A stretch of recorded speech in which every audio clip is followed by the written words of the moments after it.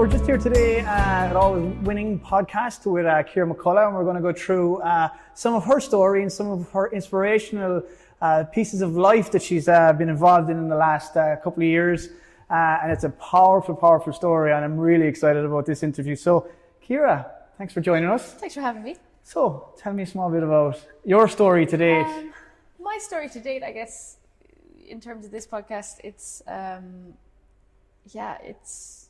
like you said, it's a powerful one for you. I think for me, it's totally personal. I think to start off, to give you a background into like where we kind of go with the rest of this interview is basically I've known what it's like to be really low. If you were to say, hey, Ciara, why were you suicidal, or why did you contemplate taking your own life? I was never really unhappy, but I was never really happy either all at the same time. And always constantly from teenage life to even now, to be honest, there was always that you're not good enough voice that sat in the back of my head. Sure. And it was always there, through sport, through teamwork, through school, through everything. And it was something that wasn't massively taking over my life, but was always kind of niggling away there. And it got to a point where at the age of 19, I was like, I can't do this anymore. It became so powerful, and it became the only voice that was in my head. Okay. It kind of took over, and I was just taken over by this overwhelming sense of, I'm actually not good enough. And I had lost my dad when I was quite young, and it wasn't until kind of later in my life, in my teenage years, where I found out that he had passed away through suicide as well. So I think for me, that solidified all that thought of not being good enough.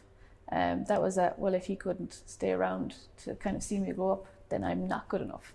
Yeah. And that was kind of my first rock bottom. And I had the first attempt in my life, and 2 weeks later I had my second. And after that, I went to see counsellors. I spoke to people, but at the back of my mind, I wasn't doing it for myself. I was doing it for other people, for my mom, for my sister, for everybody else. And it was never for myself. But at the same time, I got a good bit of relief from it. But I obviously didn't give enough of myself to that whole conversation. That even a year later or 2 years later, I was still going through the same thought process. I'm not good enough. I'll never be good enough. It was just ticking a box, really, wasn't it? It was just like, okay, I've done this. I'm still here. I'm alive. They're happy. I'm okay. I'm getting through the day. And for a while, I had joined a rugby team, and I was super happy in a sense. New environment, new friends, new distractions in a sense. Not to say that those people were distractions, but the whole new of the rugby team and everything like that, was new. So it was like, oh great, and I got carried along by that. And what happens then is you come down off that new environment, and you're still back with your same old thoughts that you haven't dealt with. And so I had the third attempt in my life. Oh wow. And I remember thinking at that particular point, I'm probably going to get a little bit emotional now, and I hate to make you cry there. Please don't. No tissues.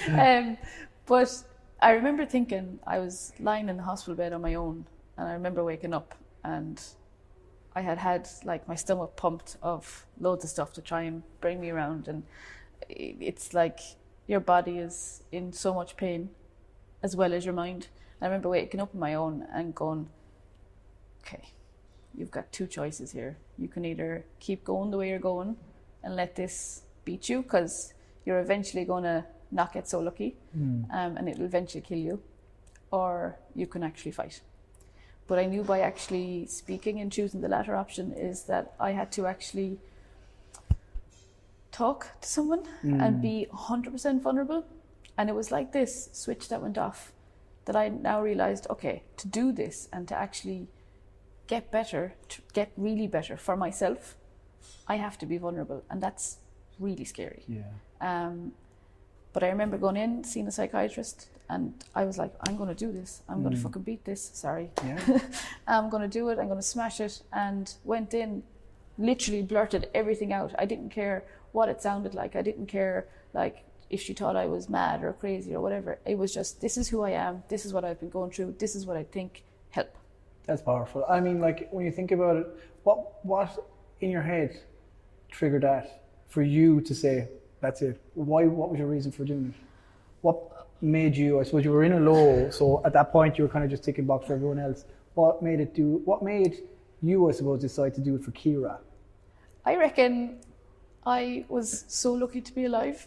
I think you do these things in such pain. So like, you know, there is such pain surrounds you when you kind of contemplate taking your own life. You're in this black cloud that you can't really get out of.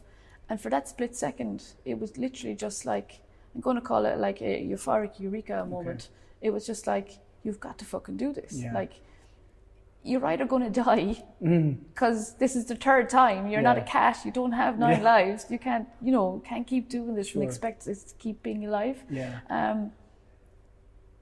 So yeah, it was just like, you got to keep fighting. But I knew by fighting and I knew by having to like talk, then you had to just lay it all out on the table. And that was the scary part for me, I think. But it wasn't until I did that and I wanted to do it. I think you have to have a want to actually save yourself and to be better for yourself, not anybody else, just for you. Yeah. And that's when the change comes, because if you can be good for yourself and better for yourself, you can be better for everyone else. Yeah, it has to start with you first. Yes, absolutely. And that's when the change came. Yeah, wow. And I suppose at this stage now, I mean, obviously, that's how many years ago now? You said you were 19, is it? 28, so it started at 19, wow. Wow. And do you feel that, you know, you got to keep an eye on that still today? Do you obviously now, I suppose, you can kind of recognize it if there's an area you kind of feel totally. You're hitting, yeah. So like coming today, when you messaged me, hey, do you want to be on the podcast? I was like, yeah, cool. And you're carried away by that action and that momentum. And then you come and you sit down and you think about it and you're like, well, sure, what value am I going to bring to this? Like, this is, you know, but it's when you sit in your head, it's like, it's not even you're nervous, and it's a good nervous, but what happens in my head is you're not going to bring anything to this. Justifying your self-worth almost. You're not going to do this. Like, you know, there's many better people that can give way more value to this. And that's what you sit with. Yeah. But I could have chosen to stay at home. I could have made an excuse to say, hey, Jason, sorry, I can't make it. Yeah. And I could have done that, or... Yeah, and I think I know where you're going. I mean, I've seen it myself from sport. You know, you get to the point and you're at your, you know, we had discussed that we were talking about it even earlier. Yeah. You're at a high point and you're feeling, you know, fantastic, far superior than you've ever been. Yeah. But yet, you get to the point where you're standing in front of other people and they're judging you. Yeah. And they're telling you you're not great. You've got to play with that in your head and go away. Do you know what the worst part is you can I can actually deal with people judging me. It's actually me judging myself is what's happening mostly. And it's when you actually go, well, do you know what, I actually am going to stand here and I am fucking awesome and I am great. It's trying to get to that point. Yeah, I know, and I agree with you because I remember the only time I started to win was when I actually competed with myself. Yeah, 100%. I went on to be better than I was myself. Yeah. So I didn't care about the guy standing alongside me. It didn't matter. I'm doing it for you. Just doing it for my benefit. And if you win, great. Yeah. It was a bonus, you know. I started to enjoy the experience rather than the actual end product because I got to a point where all I was doing was eating at the end. So I was doing my competitions just so I could eat. Yeah. How messed up was that? Can I just ask you, do you think there's enough been done with regards to mental health in this country today? When it comes to the government, flatline, no. Okay. You see it so many times and you hear so many stories and it's horrific that people have slipped under like the surface that, you know, like thankfully for me, we had the opportunity to go private with counsellors and stuff like that. Hadn't we had that opportunity, you're waiting 6, 8, 12, 16 weeks. Yeah. Like that's a crucial time. You're coming out of just after contemplating taking your own life and now you have to wait 8 weeks to talk to someone. Yeah. And now you'll almost put a blame in your head going, do they want to see me? It's not even that. It's just like you kind of get to a point where you come out of hospital and you have that critical time to act while the person is like, okay, I'm alive. Let's do this. Yeah. Let's talk. I can change. And then you're waiting 6 weeks, 8 weeks. And then you go back into I'm going to say your slump. Like you go back into your head and it's like, it's fine. And it must be hard on family as well. It's hard. I see with my own wife, it's hard for her because she can't understand. Yeah. Not that I ever want her to understand it Well, at was all in Paula my life. there at any? Was she? Not for the bad, the really dark moments, no. And Okay. we just weren't together. It wasn't that Yeah, she I know wasn't what there. you mean. Yeah. But like, there's been times where lately I hadn't dealt with a lot of personal stuff, and it comes up. Of course, of course. And there's been times where she hasn't known what to do, and it's a case of, Ciara, I'm really sorry. I don't know what to do. I'm here for you. I love you. You're loved. You're seen. And sometimes just saying all that and just sitting with you, just hugging, it's enough. Sometimes people Happy think days. you have to be Yeah. so knowledgeable in what to do and what to say, but really just, I'm here. I love you. Yeah. That's I think sometimes listening is more important, isn't it? 100%. Yeah. You know, no one ever got fired for listening. No. No, and it's so funny. Like people, like I often hear, like, Jeannie, I don't know, like what to say. What's the right words to say? What do I say to someone who is, you know? You don't have to say anything. Just say hi. How are you? What do you think the lead up to it was? I mean, like bullying is a big issue nowadays. From I suppose from schooling, from work, from sports, from everywhere, from every aspect of life. No matter what, you have kind of non-verbal, and then you have the physical, and then you have the verbal, obviously, and it comes in many manifestations and stuff. But did you ever experience any of that, or do you think that in school I was bullied for being really small, but like that was, I don't think it ever really affected me, but I think when you have such negative self-talk, what happens then is, I don't know, does life bring you the same? So I'm a big believer now in what you think and what you put out there comes back to you. Oh, nice. So Nice. for me, I guess, because I was in such a bad way, in a negative headspace, negative self-talk, hated myself, I got people who treated me the same way back. Okay. So I had You're attracting that. totally toxic relationships that I couldn't get out of. Yeah. And that plays a big role, because that feeling of not being good enough It's only compounding it, was isn't it? cemented in all of my relationships, because I was Yeah. never going to be good enough for those people. And that's the danger, isn't it? Yeah. A lot of people who are toxic don't even realize they're toxic half the No, time. and it's no shame to the other person. It's just something that, you know, the other You're person almost has, allowing it, aren't you? I allow it because I have Yeah. no self-respect. You know, they're doing it because I allow it. But equally, if I don't pull up on it, Yeah. you know, it's not that they notice. It's Sure. just, they're obviously a damaged person too. And do you feel then at some point that it becomes almost, you kind of go the opposite direction, you become too kind of sharp with people, that you're afraid to almost leave people in? I would never be like that. So I've always been, I probably get hurt a lot because I've always been, here's my heart, here's my sleeve. Sure, yeah. It's yours. Well, I know you anyway, so I know that's fact. So I'm very open. I will do absolutely anything for you. And I'm always big into, because I was never seen or heard in my kind of, if I just wish someone would have said, are you okay? Yeah. Um, Would you be afraid to ask for help these days if you needed to? no, not at all. But at the same time, I know who I can ask for help with. Okay. So there's particular friends and particular family members and stuff that, yes, I would go to them in a heartbeat. Sure. But then there's people that you could go to, and I know the reaction would be like, Ash, you'll be fine, grand. Yeah. And at that particular moment, you know, you That's a will bit be Irish. fine, you will be grand, but Yeah, that's yeah. not what you need to hear. Or you say to someone, I'm feeling a bit low. Yeah, I was like that as well. Like going, I really don't need you to talk to me about this right But now. often enough, if I realise now that I need help, or I'm having a particularly bad day, or I'm struggling, it's not a case of I go, okay, Jason, I need your help. Can you come talk to me, or can you help me? Yeah. It's of, hey, Jason, do you want to go for a walk? And it's that, or do you want to go for a cup of tea Sure, or something sure, like that? sure. It's kind of not been, hey, how are you? I really, really need you. It's, hey, do you want to hang out? Could really do with a friend. That's Cool. a different way, because That's a people nice way don't to feel do it. under as pressure then. Yeah. If you go, hey, I need your help, you're like, okay, right, what do I say? Yeah. What do I do? And it's panic that you I put hear on you, someone. yeah. So if you can just go, hey, do you want to hang out? We'll go for a walk, go for a hike. Because that's probably the biggest issue, isn't it? Knowing Yeah. what to say Yeah, and saying the wrong thing. Yeah. And just like going, you'll be grand. yeah. Because you don't.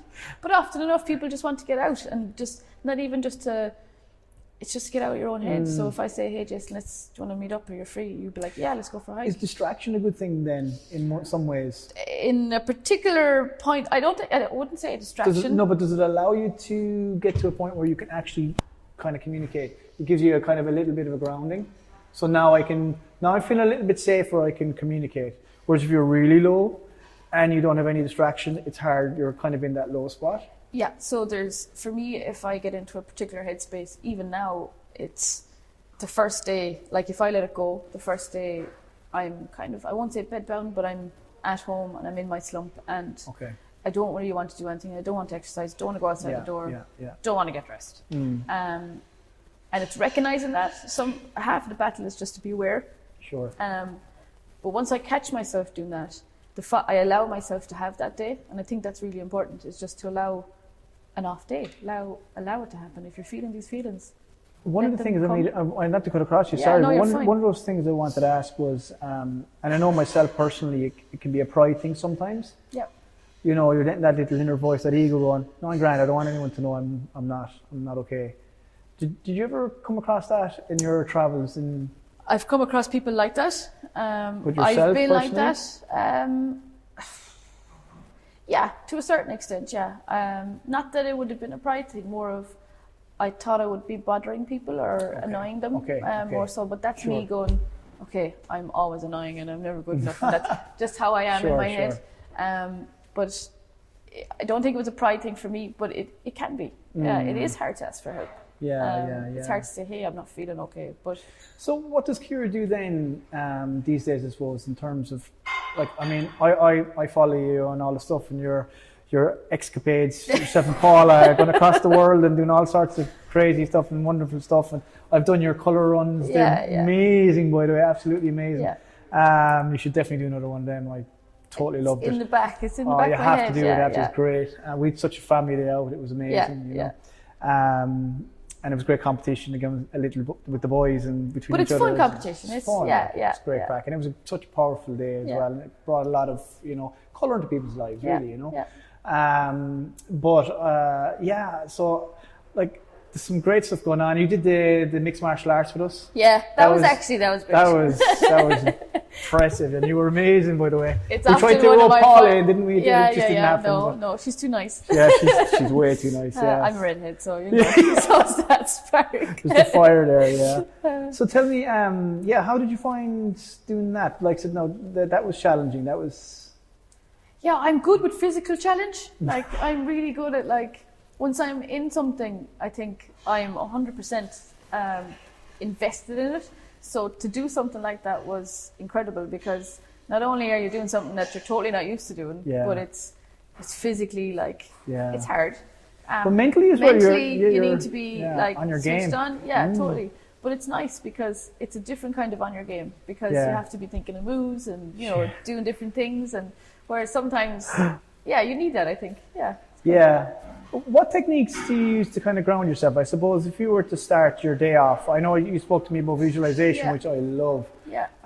It's one of the things we talk about, and the way when you're putting that energy out there, I mean, your energy meets someone before you meet them.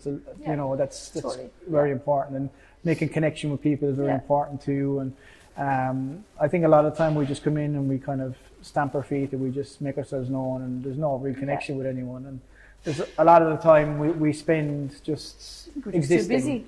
Too busy. So I found a lot of times, in the past that it hasn't worked for me. So what I've started to do is I ground myself every day. I get up in the morning, thankful for being alive, and I'll do the things I need to do. I'll throw the water face. I'll jump up and down. I'll do jumping jacks, push-ups, whatever it is. Even if it's not that, it's just simply move. Kind of you refresh yourself, refuel, and you're ready for everything. Yeah, totally. Hey, I'm ready now. I'm ready, and then come the kids. But you can take on the world. Whereas if you wake up in a hurry, I find it's like crap. Okay, and your day immediately starts off with, I'm so busy, I can't focus, and I don't have time for anybody, even yourself. So for me, every single morning, I'm a really bad morning person, I won't lie. I'm not very good at getting up in the morning. But I'll stay up for you all night long. Like if you say we have to do a shoot till whatever time in the morning, that's fine. But every single morning, no matter what time I wake up, I try and wake up early, and the second I open my eyes, I don't check my phone, I don't do anything. I literally lie there and I'm so thankful. Yeah. And I think that's really important, is to be really, really grateful for actually just waking up and being here. And I think it comes down to like the likes of visualization. If you can be grateful for the things that you have, you will get more things to be grateful for. So for me, every morning without fail, and on my side locker I have, it's called the 5-minute journal. So you have 2 sections, in the morning and in the nighttime. So in the morning you have 3 things I'm grateful for.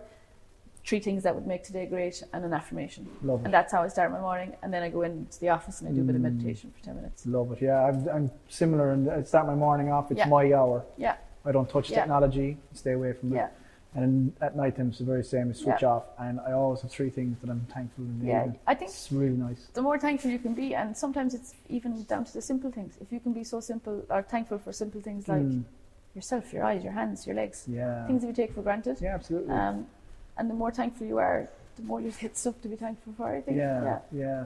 And you're into photography. I mean, you've done Yeah. some work for me. Wow. I mean, I love it, and I suppose visualization is almost through the camera lens, really, isn't it? And life is like that. It is, and it's an important, like, before I go into a shoot and before I go do anything. So I break my days up into sections. So if I'm, let's say, for a wedding, I will break my day up into, when I'm driving to the bride's house in the morning, I set my intentions for what I'm going to do or how I'm going to work just for that section of the day.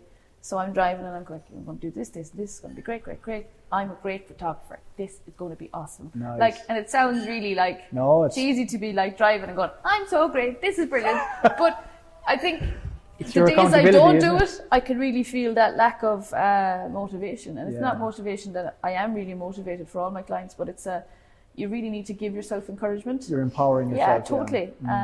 And I do that for every day of my life. So if I'm sitting in the car on the way to here, while I was trying to drive the big car, The new bus.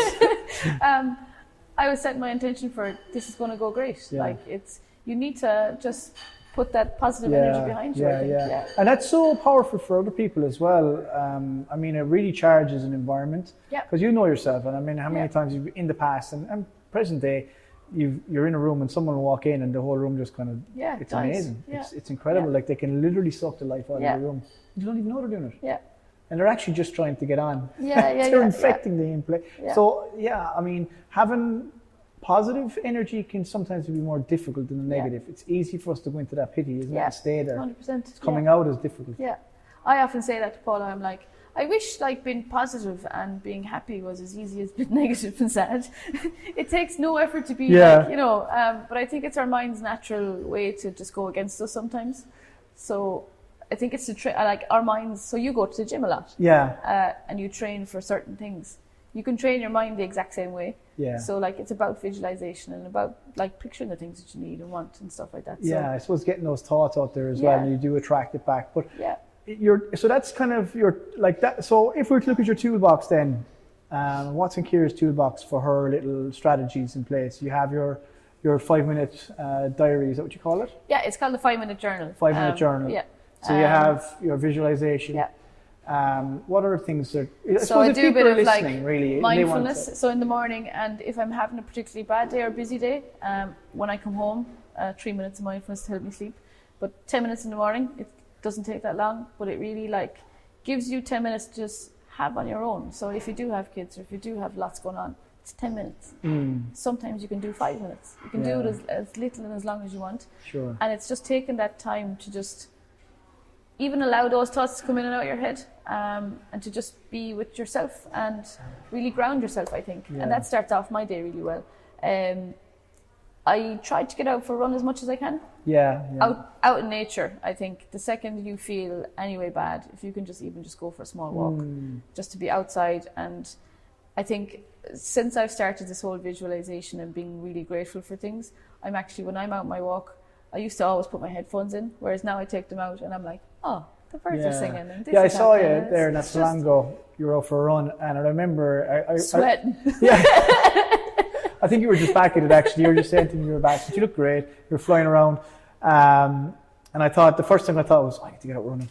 That's the first thing I thought in my head. But what I noticed was I remember you stopping and I could see you going, and you just stopped at the water's edge, and I went, that's powerful. Yeah. Even the image was powerful because I could see what you were doing straight away, and I could totally relate to it because I suppose I like this whole meditation, but it doesn't have to be sitting down. No. It can meditation through movement. Yeah. It's just being at one with that process that's happening. It's a lot of the times what we create in our heads, so like worry, so oftentimes as simple as texting a friend, hey, how's it going? And I don't get a reply, I freak out.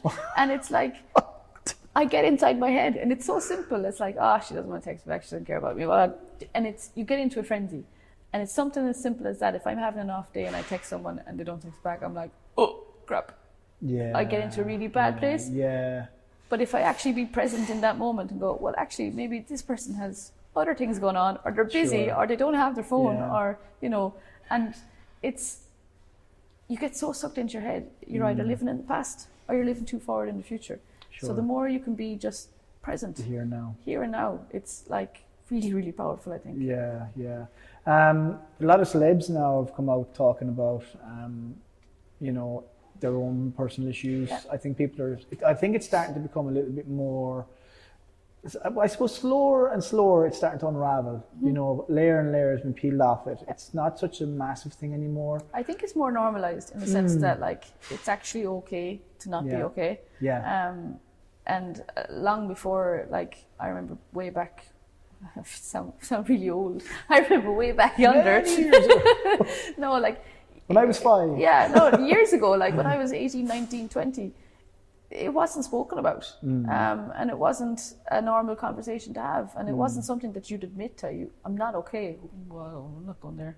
Do you know, the kind of way? So, whereas now it is okay. And people are speaking about it. And there's power in actually talking to each other and communicating with each other. So there's power in asking for help as well. Yeah, like I suppose Ireland has started to come alive, I suppose, with so many different things over the last few years. In fairness, we are hoping to try and pioneer so many different things. It would be nice to see a little bit more done in it, especially in the workforce. Yeah. You see a lot of staff going out in stress, you know, and mental health, and you know that health psychology is such a huge factor in how people see things. And like you were talking about there, like reading a text, my interpretation of the text can be completely different to yours. Yeah. I might mean nothing by it, and you read it, and or vice versa. I'll read it and go, "What do you mean by that?" Yeah. But I might show it to Audrey, and she look and she'll go, fine. Yes, same way. It's fine. Why are you reading into that wrong? And then you give a whole backstory that didn't ever existed. So, you know, so yeah, I can play in your head a bit, but I see it a lot now in the companies. People struggling quite a bit, and just not being dealt with. It's just people are caught in this societal train. Totally. Hop on. This is what you're supposed to do. Yeah. Don't you dare look different. Wear yourself into the ground. Yeah. Yeah. Yeah. So, like, what advice, I suppose, would you give to people if they're feeling that burden? I think it's to recognize that, first of all, you are feeling that. There's a lot of times that you can go into denial. No, I'm fine. I'm just really busy. But sometimes being really busy is code for I've way too much stuff going on in my head that I can't deal with. So actually working in my job is way easier than coping with all this stuff that's going on that I don't know how to handle. Yeah. And I think when you can actually admit to the fact that I do need help, and it doesn't have to be a counsellor help, it could just be, I actually just need to talk to someone. I need to just say it out. Yeah. So the first step is admitting it, which is a scary thing to do. A lot of people think that it's a weakness. Yeah, okay. I've never felt stronger than when the times that I've actually spoken about how I feel. Regardless whether it's I'm like I need help, I'm having a bad day, or Jesus, I fucking love you. Like, telling people how you feel is really powerful, both for yourself and other people. Now, I'm not saying going around to tell everybody that you or the opposite. Don't do that. But it's just admitting it and then seeking help. Like counsellors and psychiatrists and psychologists, I know in America it's like, you know, they're quite open about it. You know, they talk about it. I remember when I was living in Spain, I was teaching a guy, and he was a psychiatrist, and he said to me, you know, Jason, he said, if people break their arm, break their leg, whatever it is physical, they go into hospital, they get it fixed. But when the heart is broken and the head is broken, the mind, people are, oh no, I can't do that. Just because can't see it. Yeah. Do you know? I thought it was very powerful. That resonated with me so much. I went, wow. You know, that makes a lot of sense. And you can see why other countries have taken it on board. It's still quite stigmatic here, I think. It's very... Also, I think our culture of you're grand, you'll be fine, is it doesn't help. So have a pint. You know, it's like, exactly. So, you know, someone might go to you, some our culture is like, okay, I need help. Come on, go for a pint. We'll talk about it. Like a pint is the last thing you need. Yeah, absolutely. Yeah. Do you know? Add fuel here. But it's look, it's just our culture. It's how we are. But it's about if someone was to come to you and go, look, I need help or I need to talk. It's first of all realizing you don't need to have all these mad like degrees to talk to someone who needs help. You just need to be yourself and be a friend. Yeah. And a lot of the time, I often find sometimes we're waiting on the government to make this big, massive change. We're waiting for other people, like in our companies, like the boss, whoever, the head honcho, to make this change. Within your business, within your family, within your friends, within whatever circle you're in life, if you can just be a decent human being and actually talk to people, and if you haven't heard from a friend in a long time, just check in. Hey, are you okay? I haven't heard from you. Miss you. Yeah. It's something as simple as that, but that friend who you haven't seen in 3 or 4 weeks could be going through a really shitty time. And you're probably like, well, he won't bother texting me, or she's not texting me, so fuck it. That's our mental mindset sometimes. And especially we just sometimes go, they're probably busy, I'll forget about them. Whereas now I've realized that sometimes maybe they're not busy and sometimes maybe they might need to chat. So it's just taking that action. Yeah. And just being like, okay, either yes, I need help, or are you okay? Do you need help? Do you want to talk about it? And the thing is as well, Facebook and Instagram and all those places, they paint a different picture to what's actually reality. Totally, yeah. And a lot of times there's 2 separate lives happening. Yeah. And I've seen it so many times, and I've been guilty of it myself. Everything looks rosy in the garden, but it's not that easy. Yeah. You're struggling and you're trying to get by, and people go, you're doing amazing. I am, Yeah, great, and I'm not. But you try and get on with it. You obviously, but it can either do 2 things for you. It can deter you, or it can motivate you to kind of. Well, I find since I started sharing my story, and even often I'd be sitting at home on a Monday or Tuesday or Wednesday, like midweek, and I'd have a thought that comes into my head. And sometimes it's about, for me, being there for other people. So if I'm having a really bad day, and I can recognize that, and instead of putting, I'm having a really great day on Facebook and I'm doing this and I'm doing that, I might put up a picture. So I find great comfort in going out in the lake. Just like being around water and like being out in the like nature and stuff.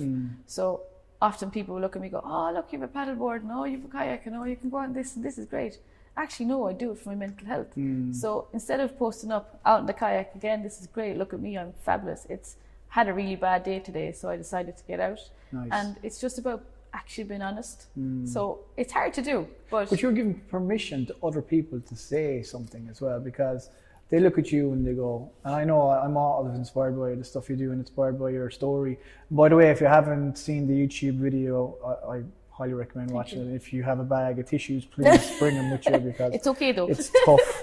I was worried about today, to be honest with you. I really thought this was going to go worse for me, but I'm holding it together. But amazing story, seriously. And I mean, you definitely need to get a few more of those on YouTube. And we might talk further on that, just to try and put that story out there more. And I think even a little tip of the day or something for people would be ideal. Something they can grasp onto. Yeah, I think for me, we were talking about like favorite quotes and stuff, and I read a quote recently, and it was, "I'm not my thoughts, I'm what I do."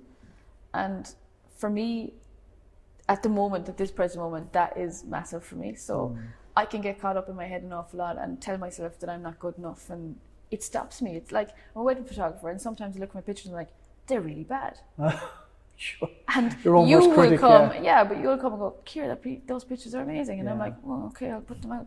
And when you're having a bad day and you look at, your work or whatever it is, you'll be like hard on it. And it starts in here. So it's to get out of that mindset and act on, oh no, I will put up that picture. And if it gets 3 likes, so what? I like that picture.